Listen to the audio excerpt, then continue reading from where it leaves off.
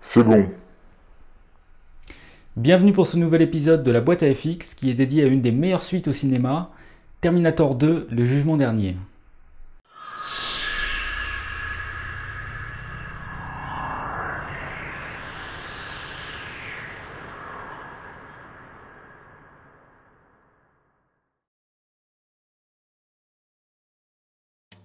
Le film est écrit et réalisé par James Cameron, coécrit avec William Wisher.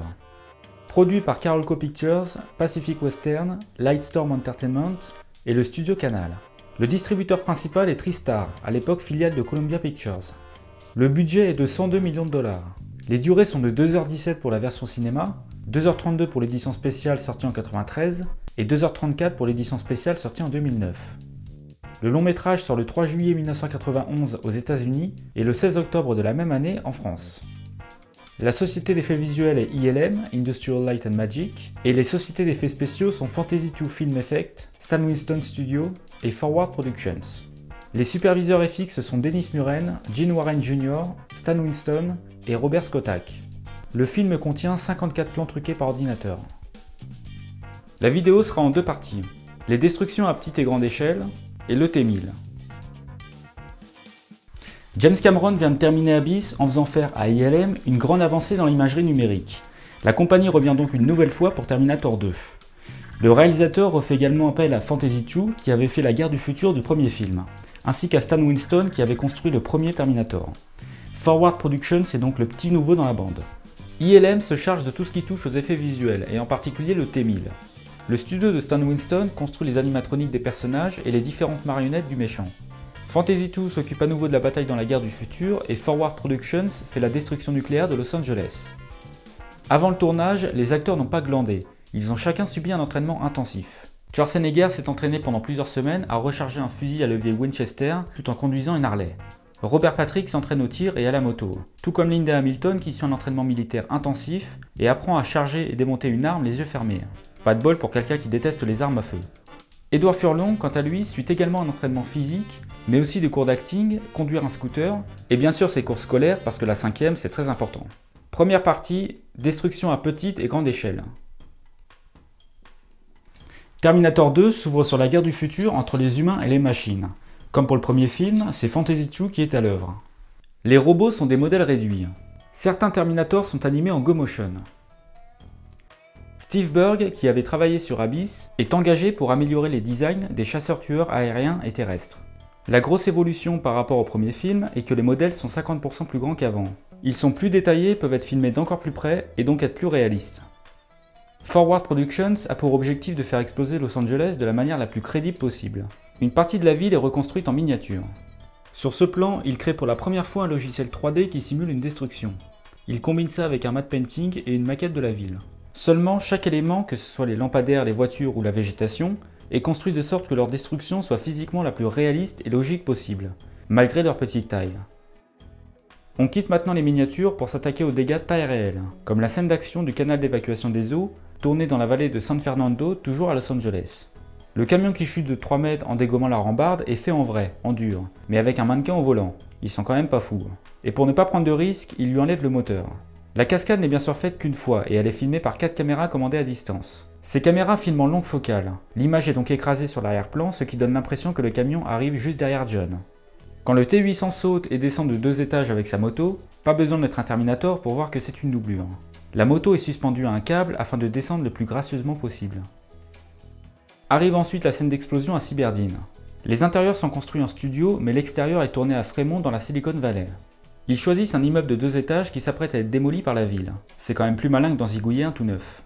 Cependant, 2 étages ne suffisent pas à Cameron qui exige d'en construire un 3e avec une façade vitrée qui partira en miettes. Le tournage de toute la séquence prend plusieurs mois. Le meilleur est pour la fin lorsqu'ils font péter tout le bâtiment avec des détonateurs à distance. La production prend soin de fermer 2 autoroutes aux alentours afin d'éviter que les conducteurs qui passent devant pensent que c'est la fin du monde.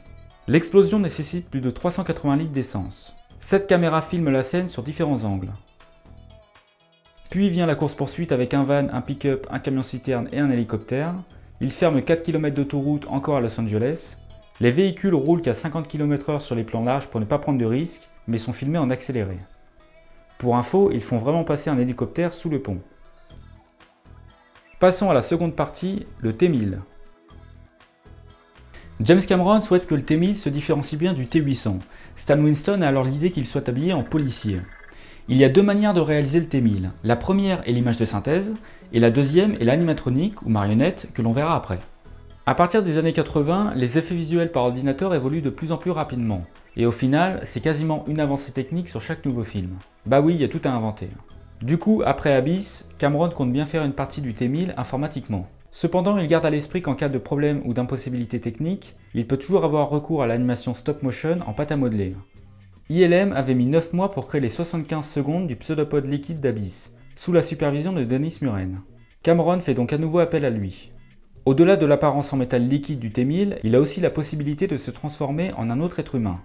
Cette étape de transformation apparente s'appelle le morphing, et le tout premier morphing remonte à 1988 avec le film Willow de Ron Howard. Puis la technique fut améliorée avec le clip Black or White de Michael Jackson. Les 35 infographistes qui bosseront sur le film se fixent pour objectif de faire un plan où le T-1000 sort des flammes en silhouette humaine chromée. Pour aider les infographistes d'ILM dans la reconstitution d'un corps chromé, Cameron filme à chaque fois une personne dans un costume réfléchissant en millard, afin de mieux comprendre comment il absorbe la lumière et réfléchit l'environnement. Pour que la version 3D du visage de l'acteur lui ressemble plus, il scanne son visage au laser. Les données sont reconstituées en volume dans le logiciel 3D. Scanner le visage de l'acteur est également utile pour l'équipe de Stan Winston, dans la fabrication des marionnettes grandeur nature du personnage. Il existe 4 versions du T-1000 en styrofoam lorsqu'il est en mauvais état. Le premier est la tête éclaboussée dans l'hôpital où sa tête est coupée en deux. Le deuxième est la tête de beignet où un tir de fusil lui fait un gros trou dans la tronche. Le troisième est l'homme fendu, lorsqu'il se fait couper le torse en deux jusqu'à la hanche par une barre d'acier. Puis le quatrième et dernier qui est l'homme bretzel où le Terminator part complètement en sucette. Pour info, le T-800 et Sarah Connor ont également leur animatronique. L'un pour quand il encaisse les tirs du SWAT où son buste est manipulé par un opérateur, et l'autre quand Sarah se fait brûler dans son cauchemar. Le T-1000 a la capacité de se changer en un être humain qui l'a touché. À 2 reprises dans le film, on aperçoit un acteur en double, le policier et Sarah Connor, alors qu'en fait ce ne sont que leurs jumeaux à chacun. Ainsi, Linda Hamilton se trouve face à sa sœur, Leslie, dans 2 scènes, le cauchemar nucléaire et la fin dans la Syrie. D'ailleurs, pour tromper le spectateur, Leslie joue Sarah alors que Linda, la vraie si je puis dire, joue le méchant. Les effets spéciaux et visuels du T-1000 coûtent au final 5,5 millions de dollars, soit quasiment le budget total du premier film. Le premier Terminator sorti en salle en 1984 et coûta 6,2 millions de dollars. La suite est 16 fois plus chère et devient même le film le plus cher tout court car il était le premier à dépasser les 100 millions de dollars de budget. Chiffre assez faible aujourd'hui pour un blockbuster. Selon moi, Terminator 2 fait partie des 3 films avec Jurassic Park et Le Seigneur des Anneaux qui mélangent le mieux les effets spéciaux et numériques. Le découpage de la mise en scène est établi de sorte que chaque plan puisse utiliser la technique la plus appropriée dans les meilleures conditions de tournage. On passe d'un plan avec un animatronique à un autre où c'est fait par ordinateur. Rien ne semble forcé mais simplement naturel et réfléchi au niveau de l'efficacité. Finalement, il n'y a pas tant de films que ça qui font cet effort, et encore moins aujourd'hui. La sortie en salle est le 3 juillet 91 et le film rapportera dans le monde environ 520 millions de dollars. Le 30 mars 92, il gagne 4 Oscars. Meilleur son, meilleur montage sonore, meilleur maquillage et meilleurs effets visuels. Il est également nommé pour le montage et la photographie. Terminator 2, le jugement dernier, est une référence pour quiconque voulant faire une suite à son film. 2 ans après sa sortie, en 93, James Cameron, Stan Winston et Scott Ross, ancien manager d'ILM, fondent Digital Domain, qui deviendra une des plus grandes sociétés d'effets numériques encore aujourd'hui. N'hésitez pas à poster un commentaire, à liker la vidéo ou à vous abonner. I'll be back. Dans une prochaine vidéo pour un autre film culte, terminé.